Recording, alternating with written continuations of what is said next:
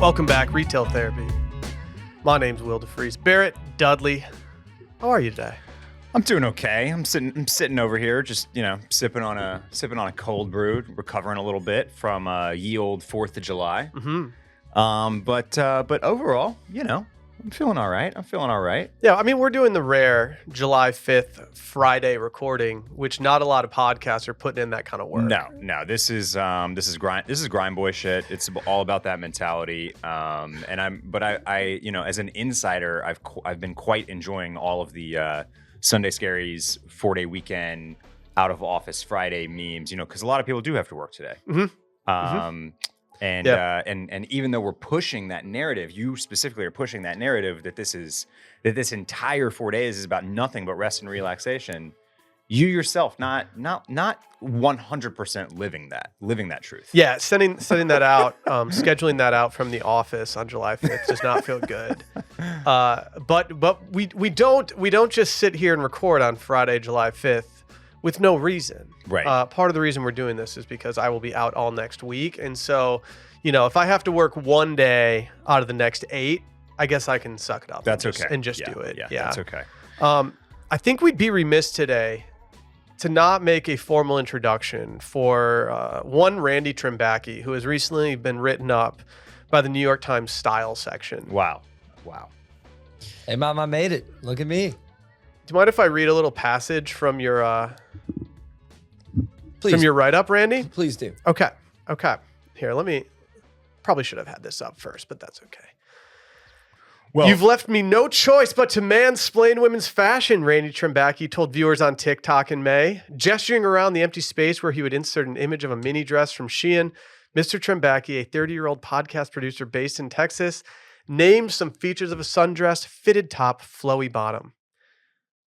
They go on to explain all the ups and downs of Randy's foray into sundresses. He even gets quoted later in the article, a little flip-floppy here, Randy. I want you to explain this. It says, Mr. Trimbacki, the TikToker, the TikToker. I'm a TikToker now. I made it. Look at it. Was not so dogmatic on straps either. There should be some type of strap, he said, though there could be no strap too. Yeah. Randy's just out there trying to have his cake and eat it too. That's okay. I did catch. I knew that this was out. I saw this. Maybe you even posted this, Randy. Maybe that's how I saw it. Mm-hmm. But this is a post from NYT Style on Instagram, and headlined, "What is a sundress? Take our poll." People were mad in the comments here. Of course they were. That was the point. Engagement hacking at its finest. But I do want to say here that I agree with some of the top comments. Just to go back to this, there's only one sundress in this carousel. To be honest, and maybe not even one.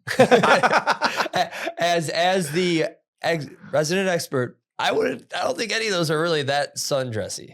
This to me is a sundress. This is a sundress. That's as close as it gets in the slideshow for me. Yes.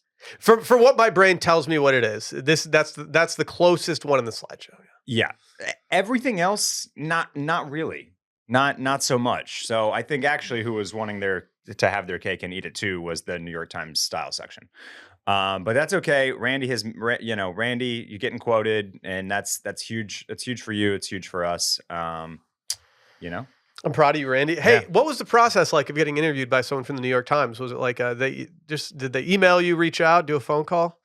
She just hit me up in my DMs and was like, "Hey, I work for I'm writing a piece for the New York Times, and would you like to do a call?" So she had already read the Vox interview, and that one she's reached out to me via email. Okay. Which I was very surprised how she got my email.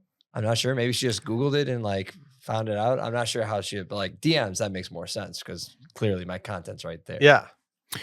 Randy, I actually was I was scrolling TikTok just last night, and I saw you mansplaining another trend on TikTok, which is the bro challenge. Is that the bro challenge? Yes. Yeah. What's the bro challenge? Have you seen this, Will? No. So the idea is that you place 4 objects on a counter or table, whatever, and you get your wife or girlfriend to come over and stand behind these 4 objects, and then you instruct her to. And the 4 objects are a loaf of bread that is not tied up, Okay. a ball of some sort, a drill, a power drill, Okay. and a what's the fourth one? Randy? Tongs. And tongs. Okay. And then you tell her basically to close the bread and then pick up the other three objects. And like the idea is that when men pick up any of these objects, they do something very, very specifically with them. You pick up tongs, immediately you click. Oh yeah, you click. You pick up the power drill, immediately you give it the little yeah.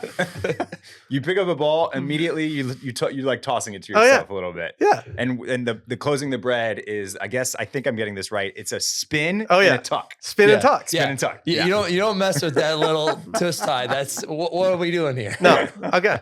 No, that's this all checks out. Randy gets on his TikTok and explains the correct answers for everybody. So I'm just waiting for that one to go by. You know, we'll get there. But the one thing about that, like, I feel like if you put me behind the table with those four objects and all you do is tell me to pick them up, I might just pick them up because that's what you told me to do. So there's I think some people are faking it, is what I'm saying out there. I wish you wouldn't have told me. And I wish you would have just done it to me because I think I would have done all four of those things. No questions asked. I think the one for sure that I would do, I can't pick up a drill and not double tap it. Yeah. That's the big. I do it with my son's toy drill. Yeah. Like it's hard to not just pick it up and start going. Yeah. Feels good. But yeah, get out there, you guys, and follow Randy on TikTok. Yeah, you never know when he's going to go viral next. Also, make sure to go buy the a hard copy. You know, we want them to get the Randy bump. Of the actual newspaper? Yeah. Yes, of course. So make sure to get one of those as well. Barrett Dudley, can you explain what's on your head today for anybody who's not currently watching on youtube.com/Sunday Scaries podcast? Yes, this is our first official piece of merchandise. Merch is dead, long live merch. This is a little hat number, a little light navy blue hat. Did it take us too long to do this? With a cream logo? Too long to do what? To just make anything? Nah. We're like 2.5 years into this shit. Yeah, we waited for just the right moment. Yeah, that's true. You know? It's true. You know? It's true. We created the demand. We had to build it up a little bit. Whenever I think that, like, oh yeah, it is the first thing, I'm like, oh, we should have done something way sooner than this. That's okay. It's okay. I think we're right on schedule. What's the point of starting a podcast about shopping if we are not going to make products that we can therefore shop? Yeah. Well, we're officially doing it now, and I'll say this. I talked to a lot of people.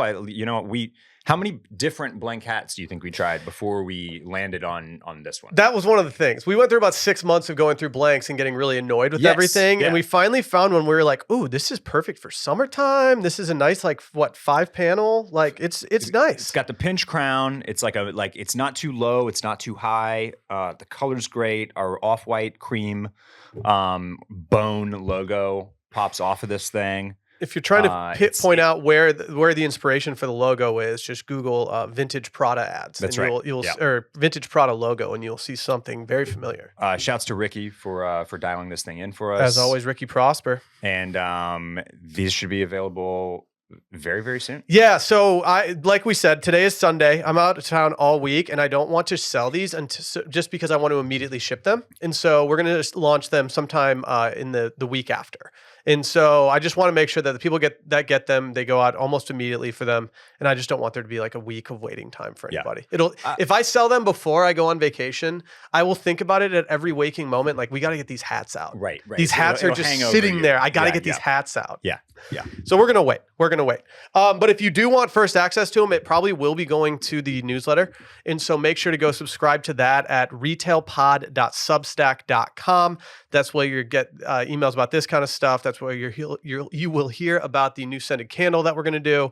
You'll hear about everything there. Listener digest as well. Yeah. And I will add,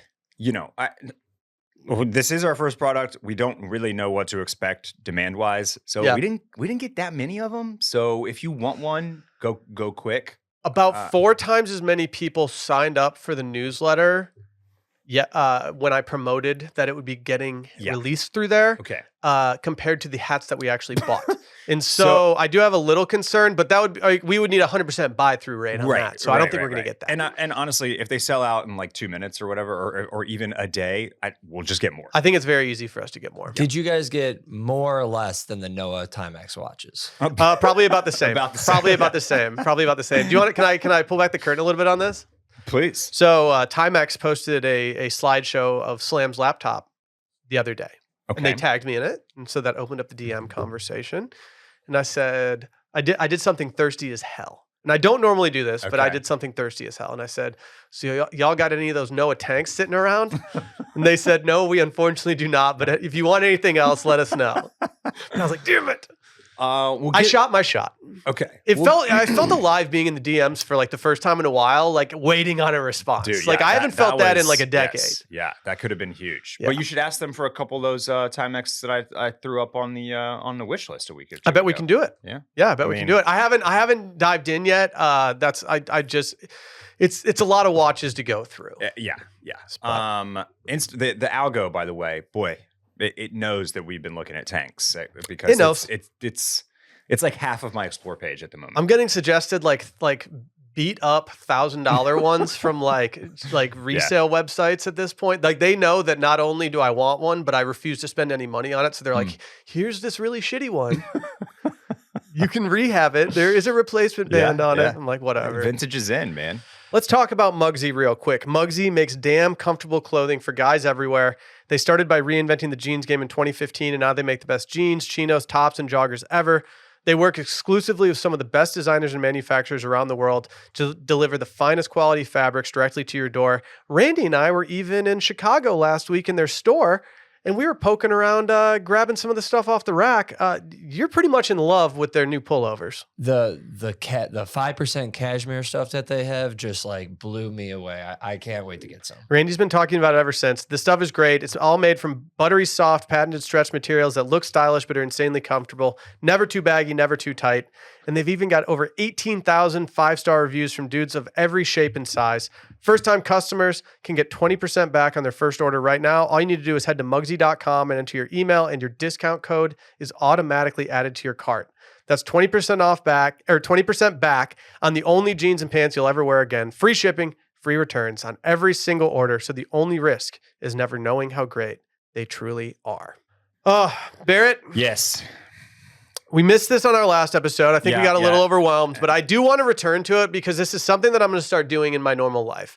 And that is pretty much just making matrices, I think. That seems so a lot. I'm going to make numerous matrix for just restaurants in general in life. Matrix Eye?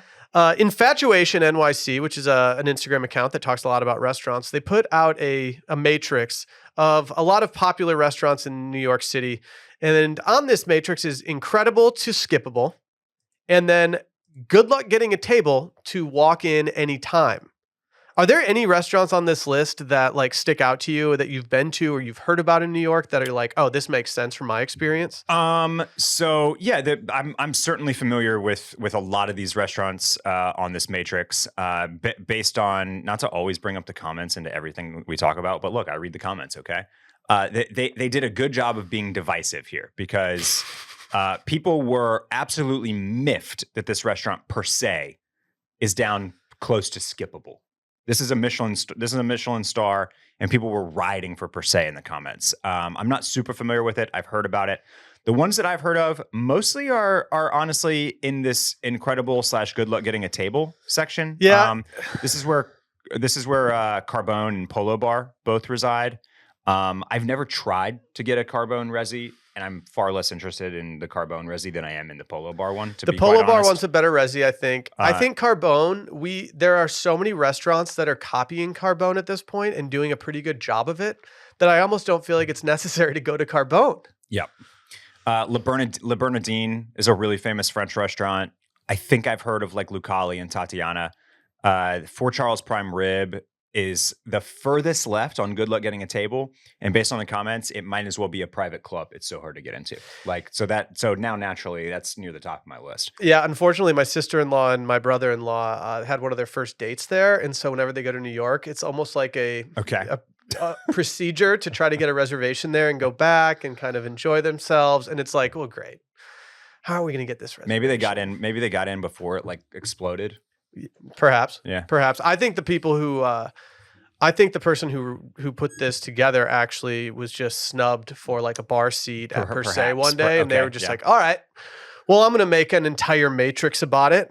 I think the one that was nice to see here because it's really close to the top of the incredible access, but is also closer to the walk-in anytime, side of things, was I think probably our shared best experience when we were in New York last year, which is Thai Diner. Mm-hmm. Yeah. Seeing that there made me very happy. I never know. I try not to put too much stock into like reviews online and hype behind restaurants and stuff like that whenever I go to somewhere like New York, because New York is a place where I don't need to think about those things, and I don't want to fill my brain with information about restaurants that I'm not going to go to regularly. So I usually just defer to my wife for this. Yeah. I could walk into any place and probably romanticize it enough in New York to make it seem like really good to me. But Thai Diner was a place that not only blew me away, but when I posted about going there, like the amount of positive feedback that other people had from there, I was like, okay, I'm very glad we went there. I'm very glad that we had a good experience there, and I will definitely go back. I want to go back at a time when I'm much more hungry. I didn't want to get too full at brunch before like going out and like doing some shopping and walking around all day. I want to go hard as hell there and then go back to my hotel and pass out. Yeah, and I mean, I'd like to do a dinner. Maybe put down a few singhas as well, right? Yeah. To go along with all that spicy curry. If we had to make one of these for Austin, should we just go by one on each side and see where things parse out? Well, do you want to see mine? Yes. Did you actually make one? I did. I should have just made one. I thought that was the homework assignment. I fucked up. Well, I have it in my brain. Let me pull mine up. Okay. And if you, because I know I'm missing stuff. Okay. But I am curious to see if I maybe touch any buttons here and inflame anybody. And we don't have to go through the whole thing. Obviously, this is very, very I'm so excited. Specific to Austin. But I will happily pop this out on the digest so everybody, people ask us all. We get requests for what we like in Austin all the time. So this could be a potential resource. Okay. For the people. And I went, this is me. This is personal to me. Okay. And I've got, look, I am a big fan of food in Austin. I think we have really good restaurants. So you will notice that my good luck getting a table in my incredible quadrant is like the most populated probably. Like that's where I have like the most things. Yes. Because Austin is difficult to get reservations at, or the Austin restaurants that are good it's hard to get tables at. And the ones that are bad are typically not as hard to get tables at. Although I do have some in my good luck getting a table skippable section. We don't have like the tables go away in 30 seconds issue in Austin like they do in New York. But most of the restaurants that you have in the corner of good luck getting a table and incredible are restaurants where you have to do it at least a month out. Right. Or you need to set up an alert and pray that somebody cancels. But like, okay, so some of the ones that pop out to me that are just like or that are restaurants that are very in my rotation, that are very spot on, are Olame, which is as close to incredible as you get here. But it's not the worst to get a table. No. It is very pricey. Sammy's very difficult to get a table. I don't go to Paperboy enough to know how hard it is to get a table, but I know that it's very, very popular. Paperboy is one of the most difficult places to get a table at. Okay. Like it's not a question.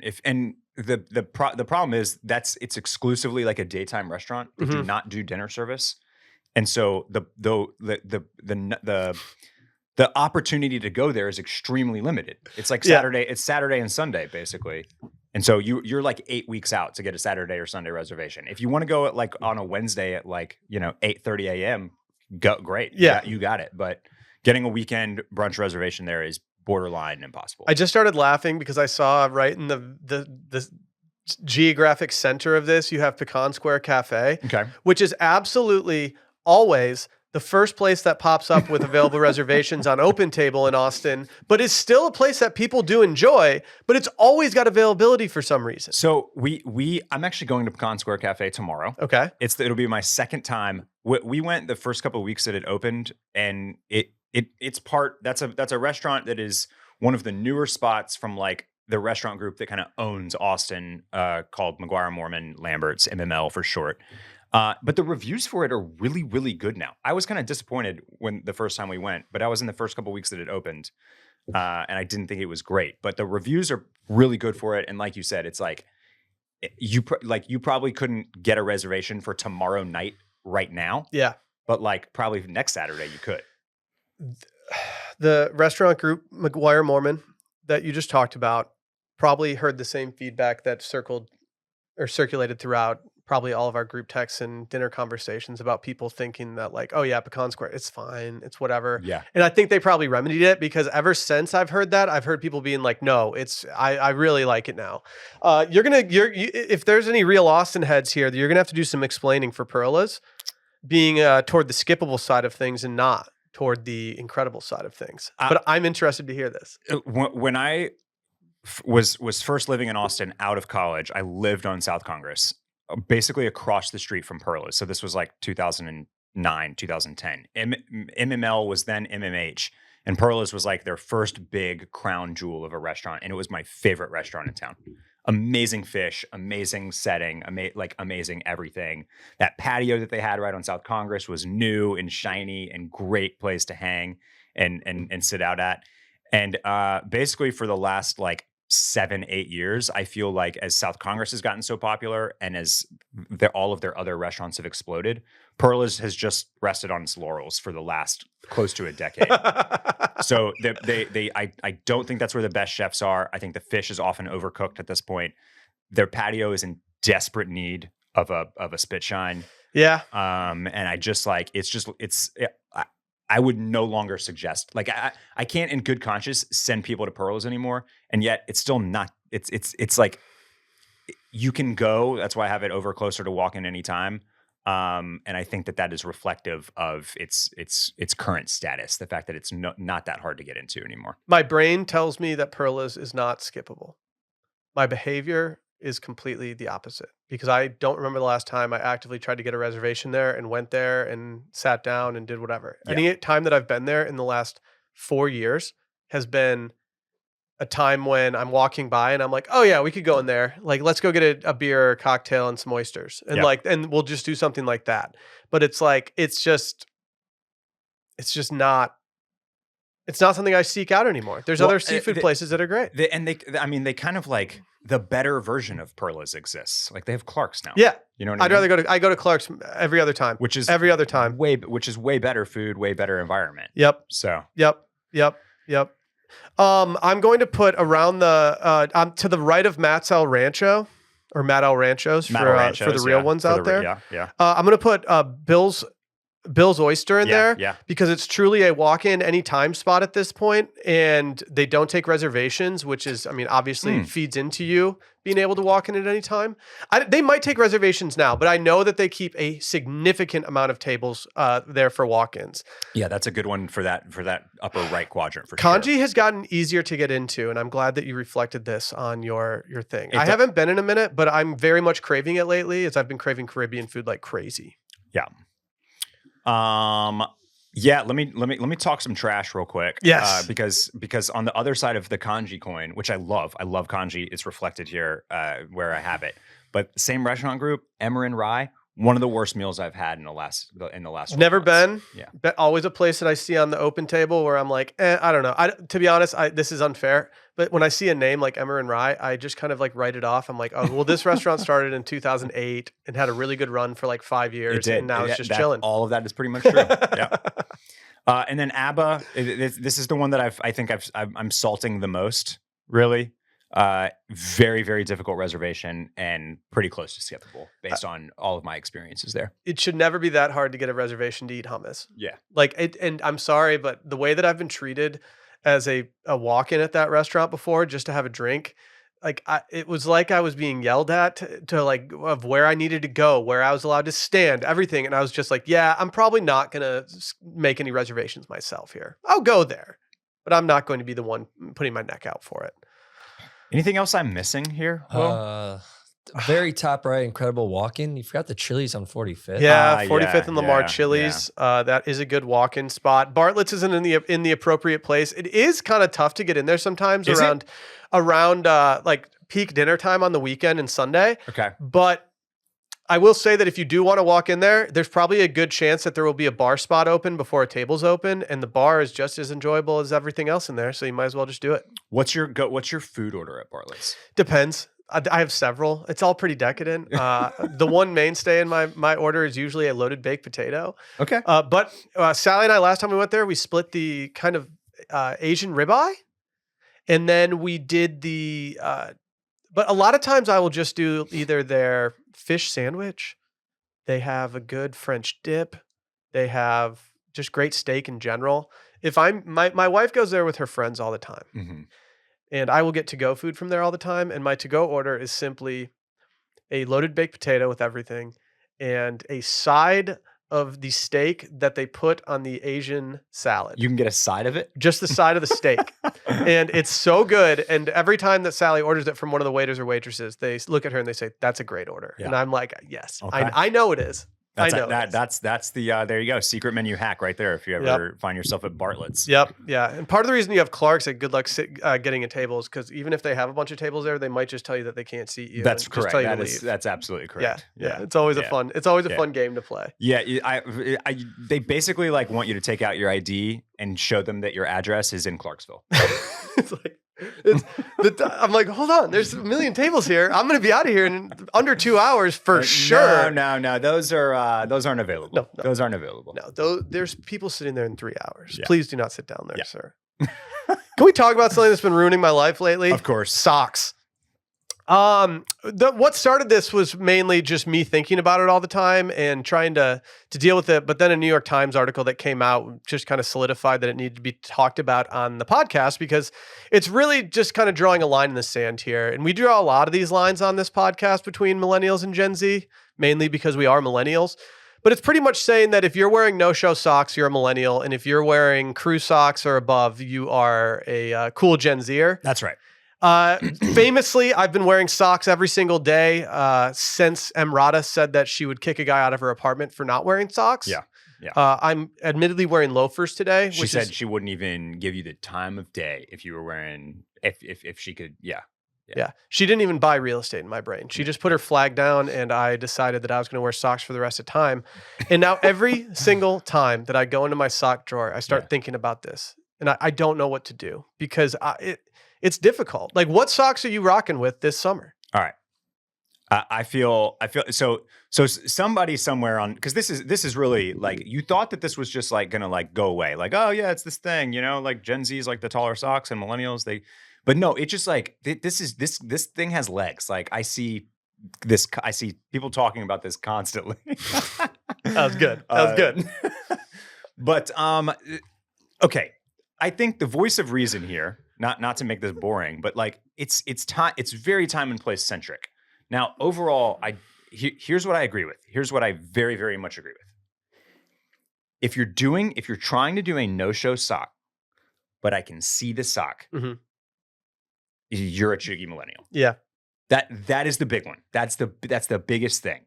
And so the area of sock that is bad right now is basically like a low cut ankle sock. Yeah.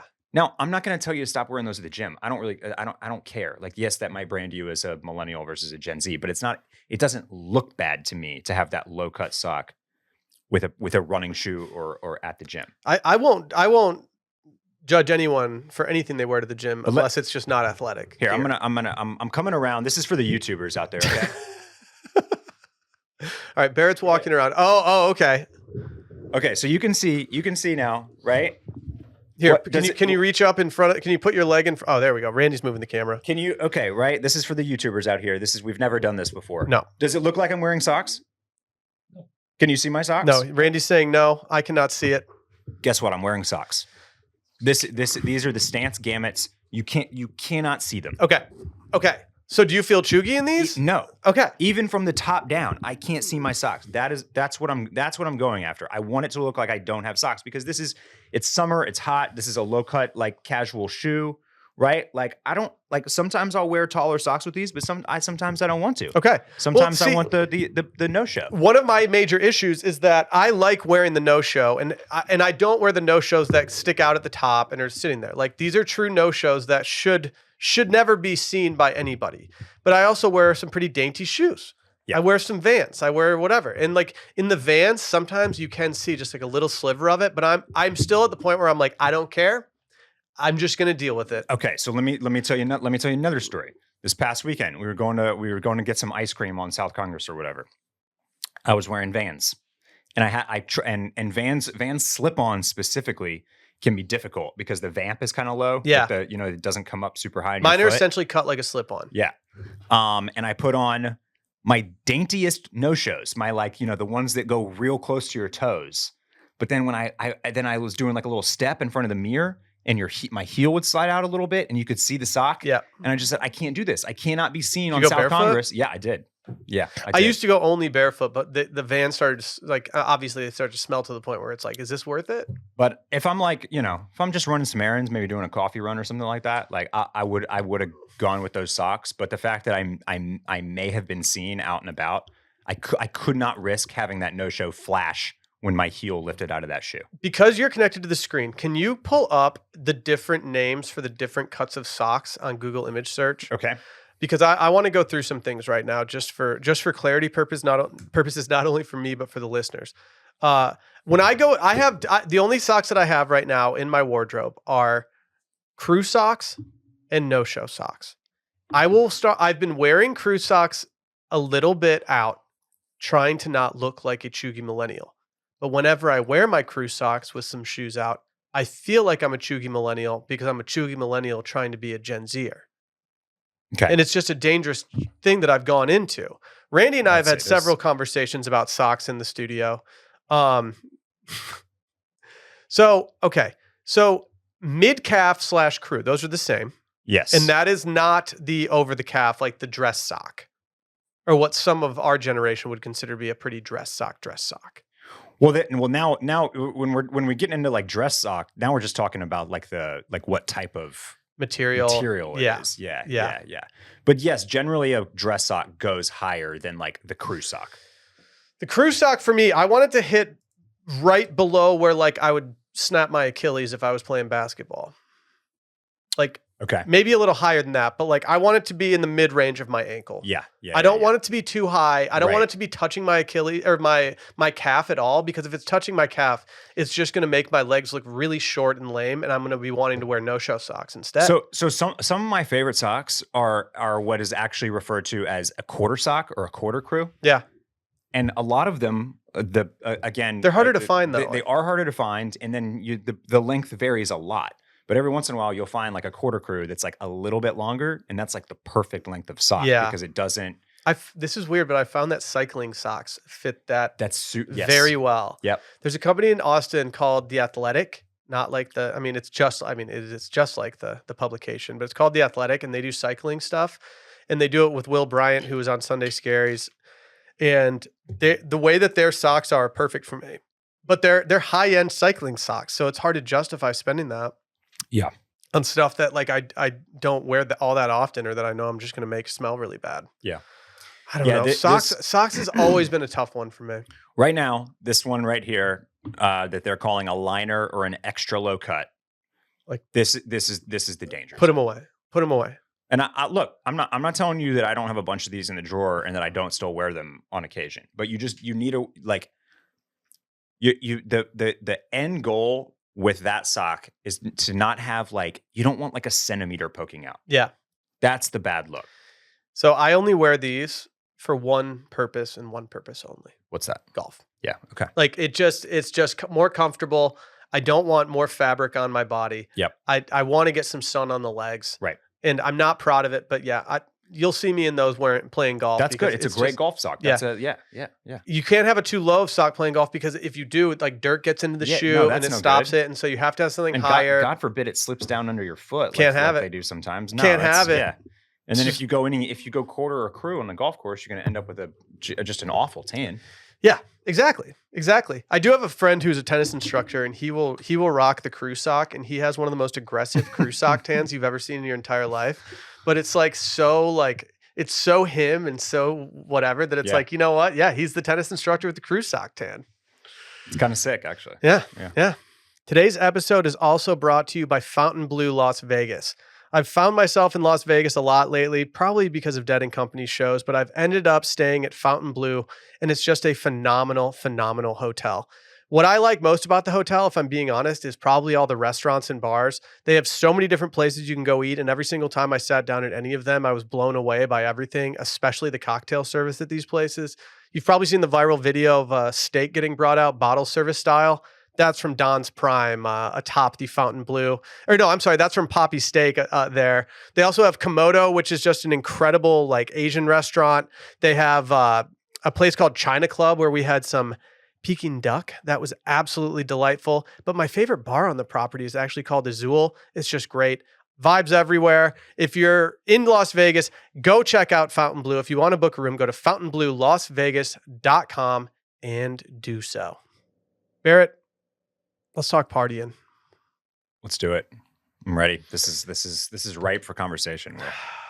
New York Times put out a column that I very much enjoyed, mainly because I love the format of it. I love reading little snippets from interviews with people, but mainly it's just because I like hearing about people's social behavior and how they overthink things just like I do when it comes to going out in public. The article was called How to Party Without Regrets. And they really just interviewed a bunch of socialites, which I would love to be considered a socialite at some point in my life. Like, oh yeah, we interviewed a bunch of socialites, and then I'm quoted. That just sounds sick. But they talked to a bunch of people in New York about getting ready, entering the space, how to converse, party etiquette, hot topics, drinking, gummies, etc., house guests, and when the party is over. Barrett, do you have any tried and true rules or unspoken rules or non-negotiables that you have when it comes to going to parties? No. And I kind of wish I did. I feel like I need more of a game plan. I feel like I need a little bit more infrastructure, in my headspace around going to parties and around being at events, because as my wife will tell you, like I'm mostly a very extroverted person, but then sometimes at parties with a lot of people, I'm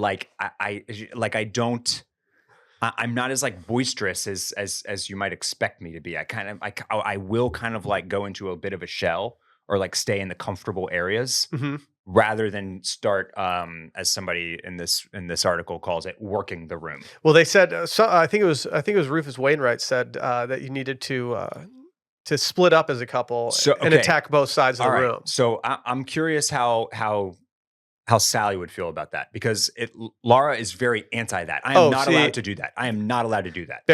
Barrett, I learned at a very early time in my relationship that I'm going to be hung out to dry at parties, and I'm going to need to go make conversation myself. Because Sally is such a social person. She bounces around to so many conversations. She knows so many people at places in Austin that like I've never seen these people before. And she's like, oh yeah, I went to college with them. I hung out with them every weekend. And I'm like, okay. And so I've had to learn, and especially going to weddings where I didn't know anybody and stuff like that. She would be in the wedding party.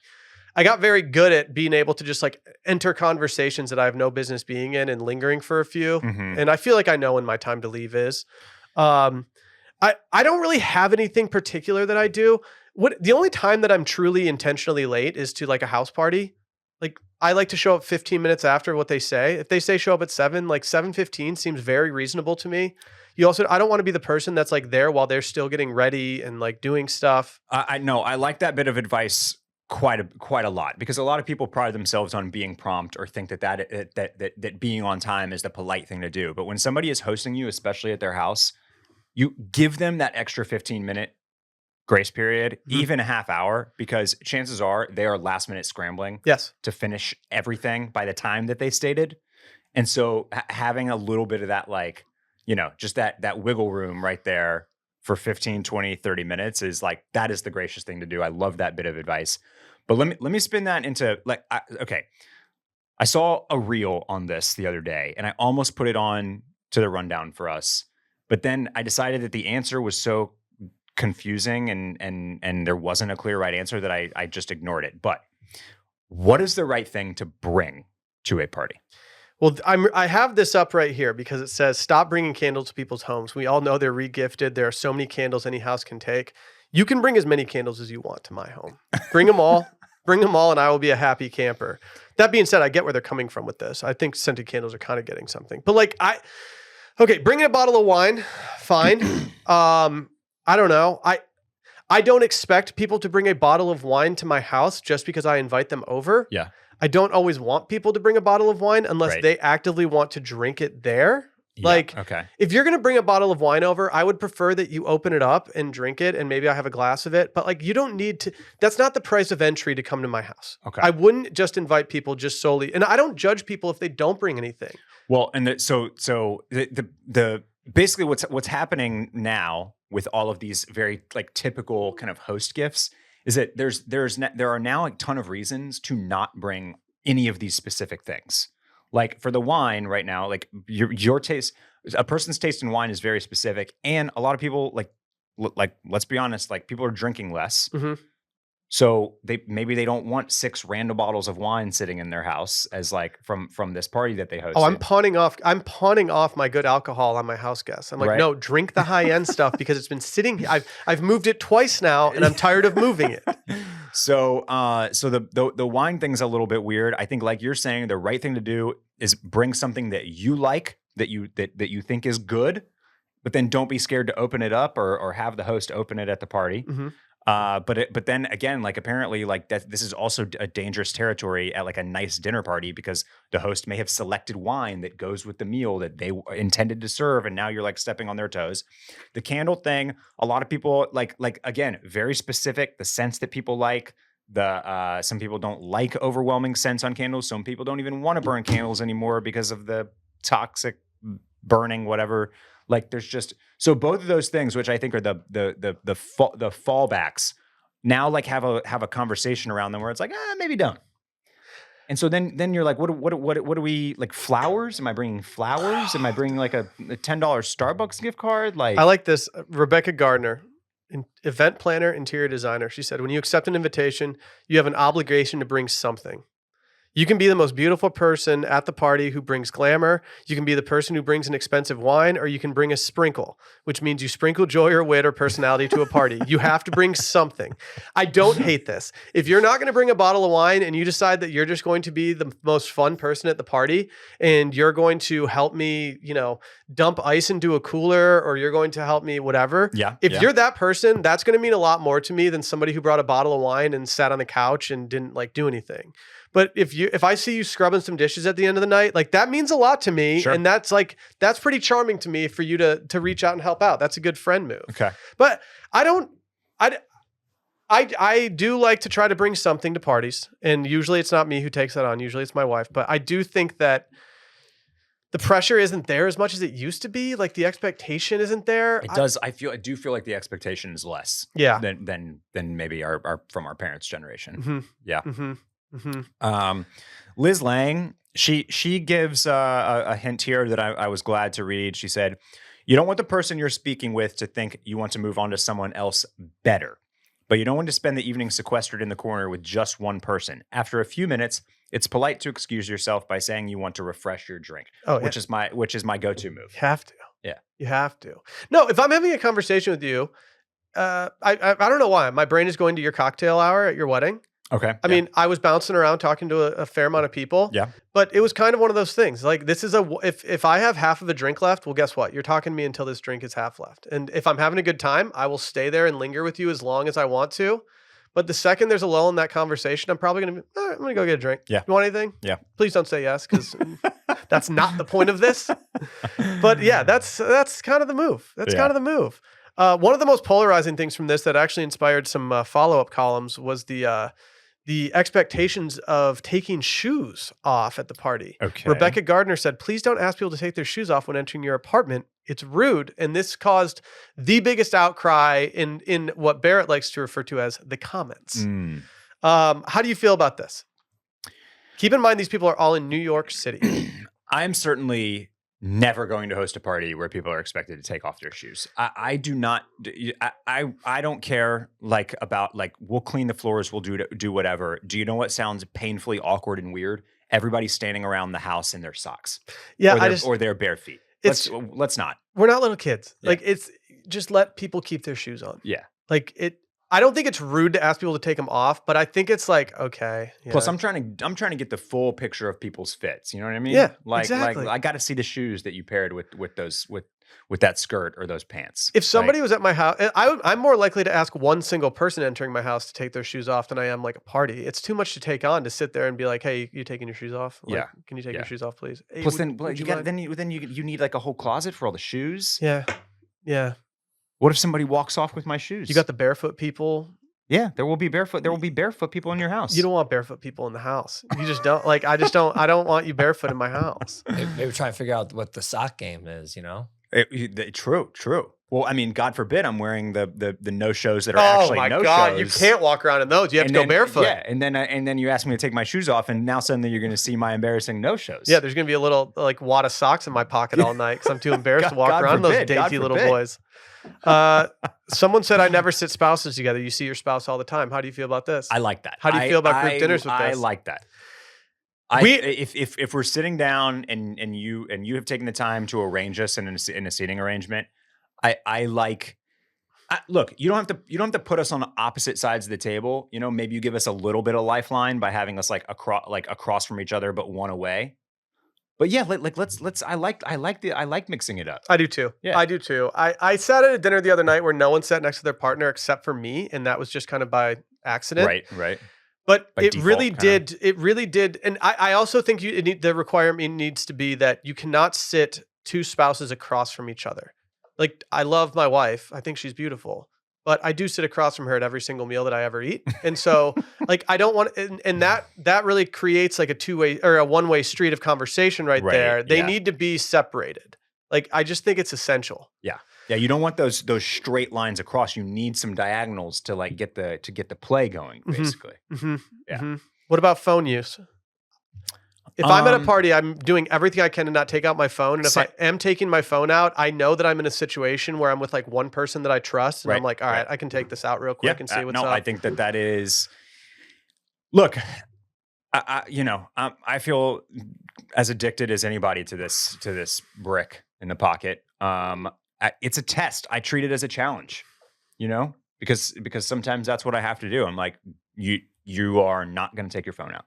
Yeah. You're going to leave it in your pocket, no matter how badly you need a little distraction or you need a little taste or you need to see what notifications are popping up or you want to check whatever, like leave it in your pocket, see how long you can go. And then if you absolutely must, you say, excuse me, I need to use the restroom. And then you go in there and you get your 60-second fix. Yeah. And then you come back out. Sit down for a couple minutes. Check your noties. See what's going on. Nobody. I think in the phone era, in the phone addiction era, now we're all kind of watching for it. We're like, I'll judge someone if they're just sitting on their. If they're at a wedding and they're on the side of the dance floor just sitting on their phone, I'm like, come on, put your phone away. So now I think we're kind of like maybe not intentionally, but now we're all kind of like holding each other accountable a little bit because I feel like people are being really good about this.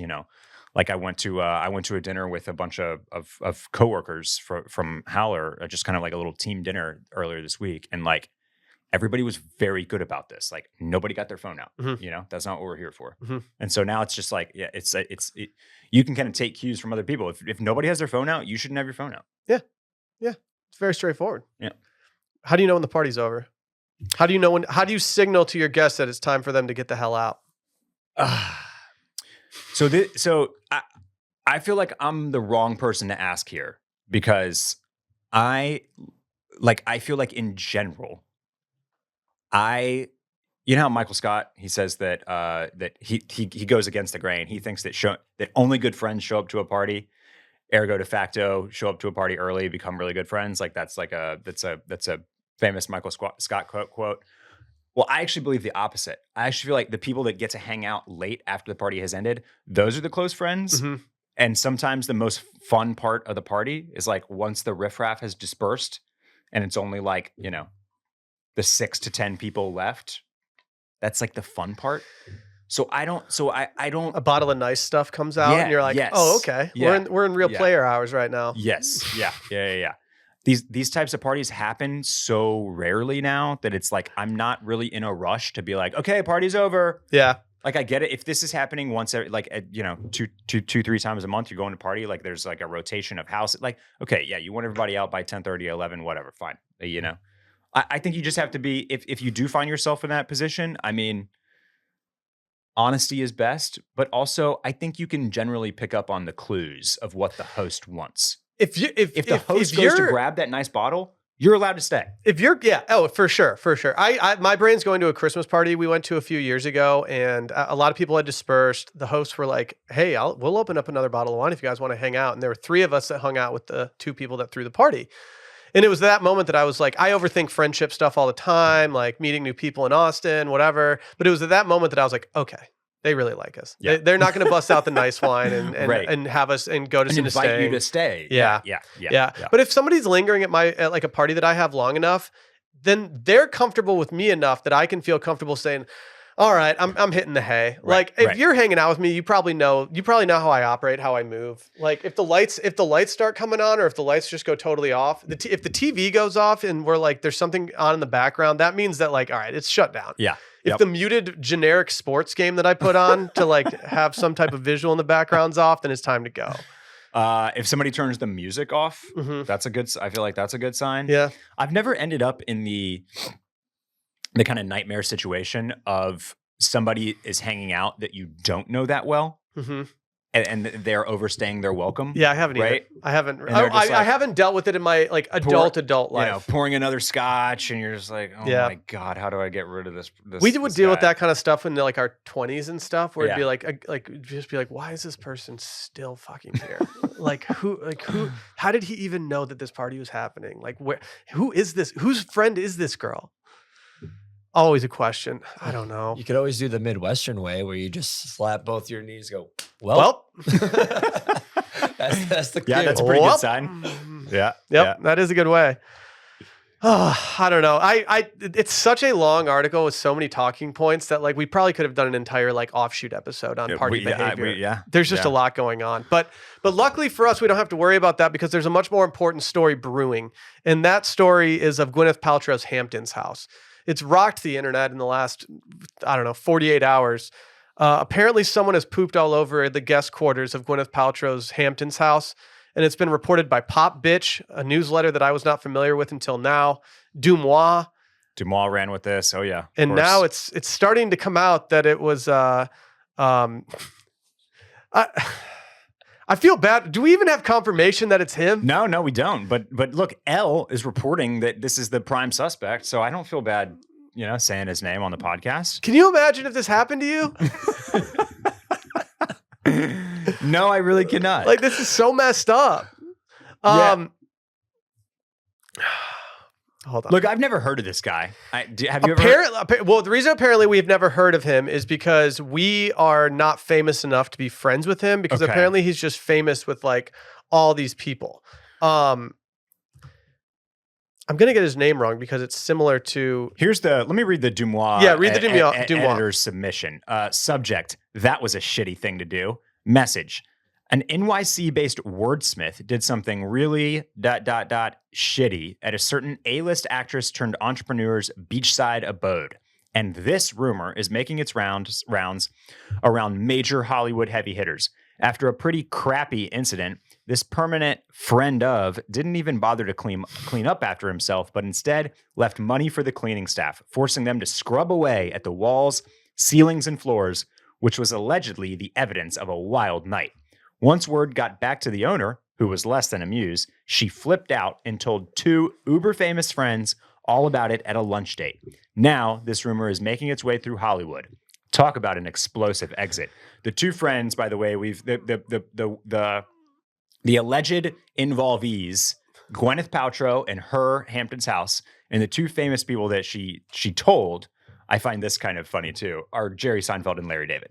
And apparently Oprah. Oh, and Oprah, that's right. Yes. Oprah. Maybe all 3 of them. Like, Yeah, I mean, if this happens at your place, and you have lunch with Jerry Seinfeld and Larry David, you're telling them. This sounds like a Curb Your Enthusiasm. It's a Curb episode. Yeah, But in the Curb episode, someone didn't actually poop. Something else happened, and you're getting blamed for the poop and whatever. But imagine being Derek Blasberg. Yeah. And having to fend off these rumors now? You're already so embarrassed that you evacuate the situation and dump out your wallet for the cleaners. And then suddenly you find out that the most influential people in entertainment all know about this, and that you're getting written up by Daily Mail, every single thing. This is a worst nightmare for anybody who has ever had a bowel issue before. Yeah. Okay. Now let's talk about some of the other rumors spinning off of this and some of the PR spin that has been attempted. They are saying now, I think it's safe to say that somebody's camp is tossing out that this was the result of Ozempic. But I have a question about this, though. Well, okay, sure, go. How in the world would Ozempic cause diarrhea? Yeah, apparently it does. Apparently Ozempic diarrhea is a thing.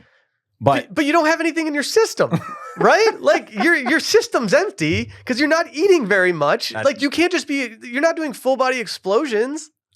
I think that's somebody making an excuse, or it's just a funny way to spin it. Maybe because you're not eating solids, maybe, right? Or you're not even eating enough solids. Maybe that's why it's okay. I would need to know the science of how it actually affects your body in order to weigh in. But yes, and to your point though, people are now saying that is just that's essentially they're diverting the conversation that is not true. You can't blame your weight loss drug. Because, okay, if I hear that somebody has shit all over the bedroom and that there is poop everywhere. You shit everywhere.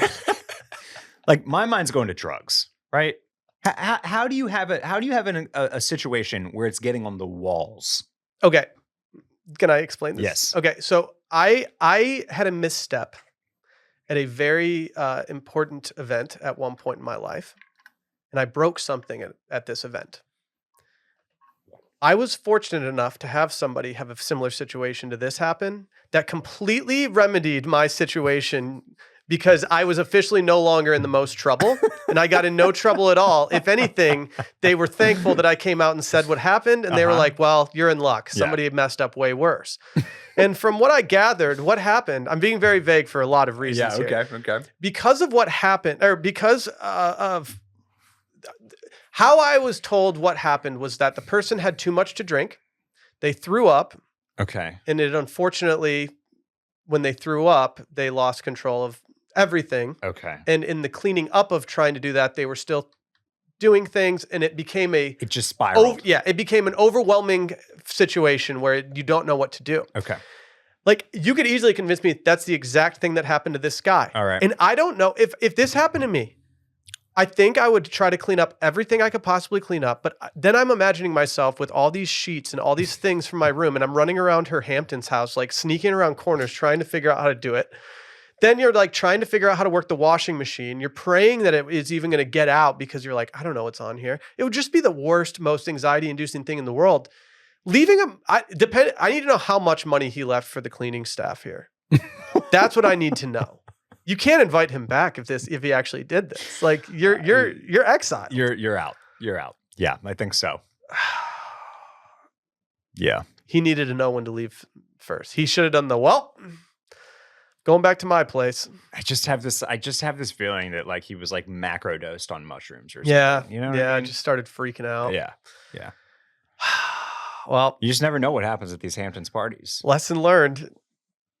Don't take things too far at Gwyneth's place. Not sure everybody is following these New York Times, suggestions on how to party with no regrets when it's an all-out throwdown at Gwyneth Paltrow's Hamptons abode. Yeah. You know? Yeah. I think what happens at Gwyneth's does not stay at Gwyneth's, clearly. And that is a scary issue apparently for me. She's just going to immediately out you to Oprah, Jerry Seinfeld, and Larry David. Not good. Yeah. Should we do some articles of interest? Let's breeze through these quickly. The Bearcast. Have you finished the Bear? Have you started the Bear? I've started 2 episodes in. Okay, I'm on episode. My next episode to start will be episode 6. Okay. I like the season, don't love it, but I'm also not a Bear stan, so it's not. I wasn't expecting to be head over heels in love with it. Yeah. I mainly watch it because it's 1, a good television show, and 2, because it's just a part of the zeitgeist at this point. Right. You got to watch it. But yeah, the video of them all just sitting around ripping heaters. SIGs are so back at this point when it comes to just the general everything. You can look. I feel like you can usually tell when somebody smokes in real life, and like Jeremy Allen White knows his way around a cigarette. He knows how to hold a cigarette and how to blow a cigarette out and how to do everything with a cigarette. Yeah. He's a smoker. Did you watch any Glastonbury stuff? It hit my feed. You know, I saw some Glasto. Obviously, it's Pop Girl Summer. Look, sorry, Taylor, you're out. Charlie XCX is the new it girl. God, I've been running Brat through the. I love that album. It's such a good album. Brat is awesome. 360 will probably be my most listened to Spotify song, just based on the last like week. The whole album is just nothing but slappers. I got Von Dutch going with my son in the back, and we're just both just like wanting to be at a rave together. So I saw a lot from like she's kind of owning the summer, so I saw a ton from like her show and her set. Saw Dua hanging out with Callum Turner, you know, just doing Dua. Dude, I'm stoked for Dua at ACL, by the way. Did you see? You saw the video of Dua with the guy singing to her, right? I don't think so. Became a meme. It was just a guy came up and wanted to perform 30 minutes of a song for Dua Lipa, and she could not have looked more unenthused to listen to this song. She's just looking at him the entire time, like, okay. And I saw someone say consummate professional. She went he said 30 seconds. She went exactly 30 seconds before being like, all right, thank you, bye. It's like she knows how to count that down pretty well. I'll tell you this, Will. Well, I actually first I have a question for you. Yep. Is Glastonbury like 1 million people at the festival? I don't know. It looks bigger than it looks like it dwarfs Coachella and ACL and is it all the flags? Festivals. Maybe do the flags make it look like it's more? Maybe it's just the angles, but it looks like I don't know. It looks like there's like 150,000 people at every big show. I would go.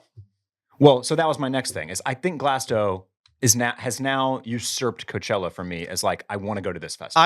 I look at Glastonbury the same way that I looked at Coachella when Coachella was like the barometer for cool stuff. Right. Like I think Glastonbury has a very cool lineup most years. It's a lineup that really suits my musical taste. So obviously I'm going to be biased here.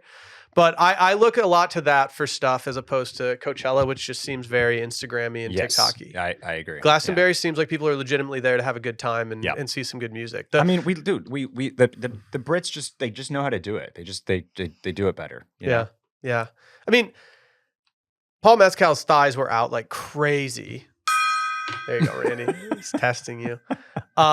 He was with Daisy Edgar Jones. Saoirse Ronan showed up and was hanging out with them. So they were just the it group of Glastonbury. I watched a few performances.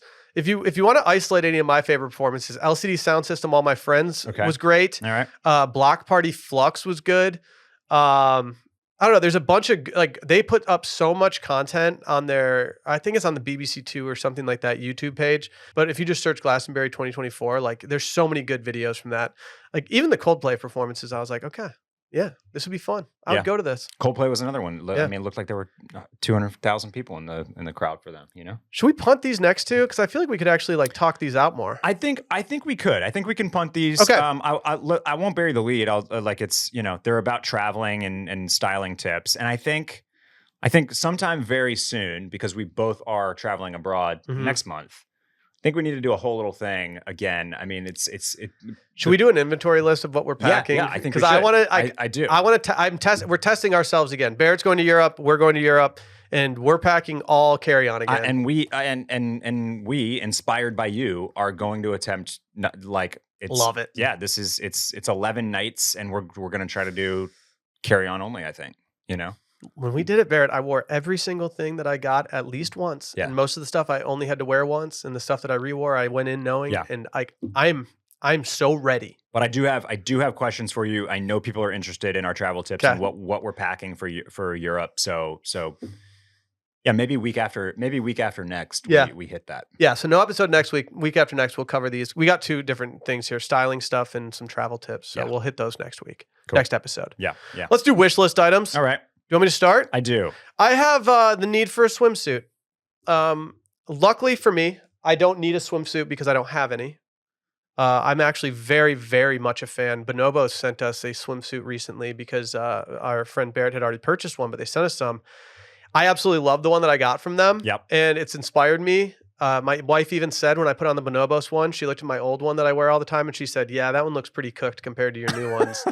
And so now I've decided I need a party boy. I need a Europe boy summer swimsuit. I need a luxury splash one. And these were the two options that I came up with. I don't know how to say the name of the company because I found it on Google. I'm going to guess Ripa? Ripa. They're just kind of Italy vibes, kind of like mosaic something. I don't know.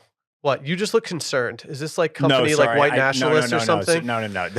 Sorry. I'm trying. I was pulling up I was trying to pull up a different link, and I saw an email with a confusing subject line. Oh, you just gave me a heart. I thought I had up some like Nazi imagery in these shorts or something that I had skipped over. No, I apologize. Please continue. Okay. Yeah, these are just kind of like mosaics or something printed, and I have two options here: a green one and kind of a red based one, and I don't really know which one to go with. I think I'm going to go with the red. I think I've got too much green shit as it is. Yeah, I like this. I think I like the red pattern too. I think it's giving a little bit more Europe boy summer. Yeah, you know what I mean. Yeah. Well, I guess they're both pretty Europe boy. Yeah, it's tough. It's tough. Maybe I'll get both of them and see how they pan out. But I kind of like a lot of the styles from this company are good. It seems that the inseam is right, and I don't know. I just kind of need something a little more fun. I am truly trying to only purchase this before we leave for Italy. I don't want to buy too much on the trip or for the trip. I have a lot of good stuff that I can bring. I truly just need one more swimsuit to put in the rotation for the trip. Yeah. So it's going to be one of these two. I just don't know which one yet. So I'm going to do some kind of like imminent recent cops instead of wish list item today because I have been trying to procure some things for my trip, and obviously linen is top of mind for Europe in August. It will be warm, and I just got to gas up everything that I've tried from Gap's linen section. Oh hell yeah! Recently, it's all been good. I've tried a bunch of stuff. I'm not exactly sure what I'm keeping yet, but this short sleeve linen shirt is really nice. I've got a couple pairs of pants. I think they're these. No, not the trousers. I'll link this stuff, but they've got a really nice pair of pleated linen cotton blend trousers that I'm a big fan of. Do you get happy when you see the Ame Leon Dore model on the Gap site? You had to do it. You had to squeeze it in here. This is the 68th minute. We're basically in extra time right now. Yep. You had to slide late winter. You had to slide it in. But yeah, because that you know why I do like that to be real, because I know that means Gap is paying attention to the right things, because they're like, oh, we got to get that guy. Yeah, he's the right guy to push the narrative. Oh yeah, basically. Oh, yeah. There's an article came out today about where was it from? I don't know where it was from, but it's about the rebrand of Abercrombie and Fitch, and I'm so excited to read about that because of how they flipped everything, and I'm sure Gap has a very similar story. Yeah, and I actually have this. I have 5 Fits, which is an Esquire series, and they did one recently with Aaron Levine, who essentially brought Abercrombie back from the dead. I think he deserves a giant share of the credit, and now he's working with Madewell, I think, among a bunch of other brands. But they talk about some of the Abercrombie glow up as well, and Aaron always has awesome looks. So this is a cool thing to check out. He was killing me on Instagram recently for reasons that he could not control. He could have controlled it, but he doesn't give a fuck about me. There's a Grateful Dead vendor who was very big in terms of their like vending scene, who had gotten found out for being very inappropriate towards a lot of customers, people he worked with, everything, and they started canceling him. Everyone was unfollowing this guy. He was followed by a ton of people, and one of the only people that I followed that still followed him was Aaron Levine, because he's clearly not in reading about that on Reddit like other people are.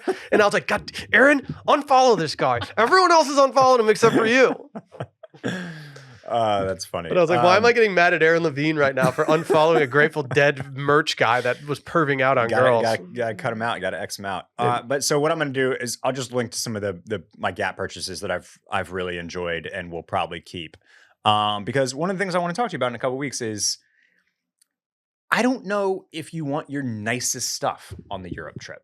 You want some nice things, don't get me wrong, but like, what if I gotta wash something? I can't trust the hotel to wash my nicest stuff. No. You know what I mean? And with this carry-on thing, I mean, we'll get to it, but like, yeah, like the first thing that popped into my mind was that I brought a like nice linen short sleeve shirt that I knew I could repurpose for a lot of different things. But I knew that like if I was going to wear that shirt, it was only going to look really good for the first dinner. Right. The next time I wear it, it's probably going to be maybe like, you know, a beach day or something like that. And I'm going to downgrade it every time I wear it, you know? But yeah, the nice stuff. I don't know. We'll put together a game plan. Yeah, absolutely. Well, sorry for not having an episode last week. We've had some sickness running through the squad lately. Yeah. Summer's really coming down on us. We need this break. So I don't know. I don't have anything else. I think that wraps us up, man. All right, let's get out of here. Hey, Randy, congrats on your New York Times write-up. Thank you.